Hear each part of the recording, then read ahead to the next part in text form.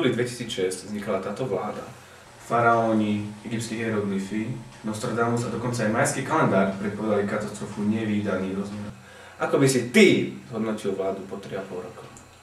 Uvedome si, že táto sociálna vláda buduje sociálny štát v duchu sociálnych ideálov. A heslom buduj sociálny štát.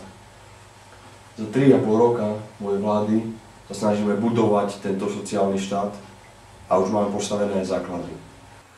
S myšlienkou budovania sociálneho štátu ideme aj do ďalších demokratických volieb, kde sa pokúsime znova osloviť najširšiu časť našich voličov, ktorá je už jednou nohou v hrobe.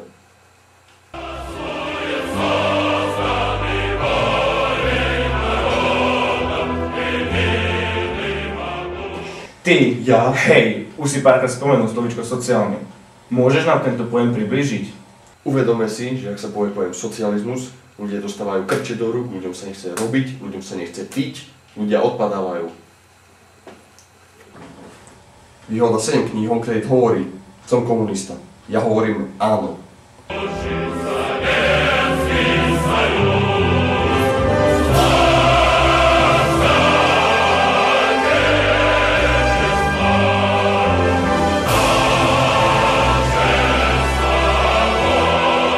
Ty, Zazia? hej, si zastavil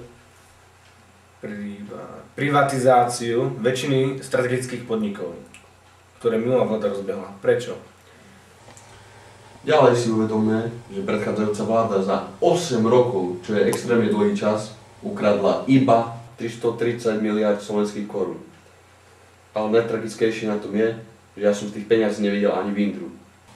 Takto sociálny štát fungovať nemôže, preto keď som sa v júli 2006 dostal do vlády, ako prvé som zastavil privatizáciu strategických podnikov, čím som vytvoril dobrý dojem pre mojich voličov. A začal som hravať peniaze. Za 8 rokov minulá vláda nahrábala iba 330 miliard slovenských korún. Ja som za 3,5 roka nahrábal 8-krát viac. Príklad 1. Slovensko má najdrahší mýtny systém v celej Európe. Je nastavený sociálne pre malých a stredných autodopravcov. Nevidím problémy, nevidím žiadne problémy o fungovaní tohto mýtneho systému. Príklad 2. Diaľnice. Slovensko má najdrahšie diaľnice v celej Európe. Najdrahšie rovná sa najlepšie sa na nich nahrabeme.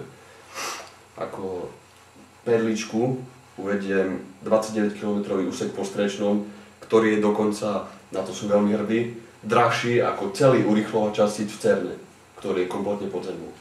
Príklad 3. Slováci sú taký zdravý národ, že sme si mohli dovoliť kompletne zrušiť sanitky a zdravotnícky záchranný systém. Odkedy som vo vláde, na ceste som nevidel jedinú sanitku a nevidel som sa sťažovať jedinú babku. Príklad 4. Emisie. Sme socialistický štát a predávame emisie za socialistické ceny. Nie ako naši susedia. Naše emisie sú 2 až 3 krát lacnejšie. Príklad 5. Cestovný ruch. Zrušený, finito, nebola to pre nás výhodná oblasť. Žiadne financovanie, žiadne kradnutie.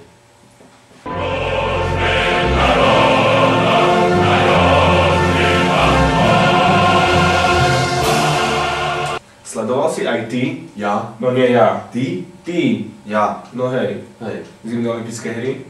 Čo povieš na výkony našich športovcov? Tak najviac som hrdý na našu rodáčku z Oravy, na Stenku Kuzminovú, ktorá nám priniesla krásne 2 červenkárske medaile. Potom náš hokejový tím, ktorý obsadil po dohode s Rusmi krásne 4. miesto. Koľko sme mali medailí za minulé vlády? Jednu. Čo je to jedna? Socialistický štát slovo jedna nepozná.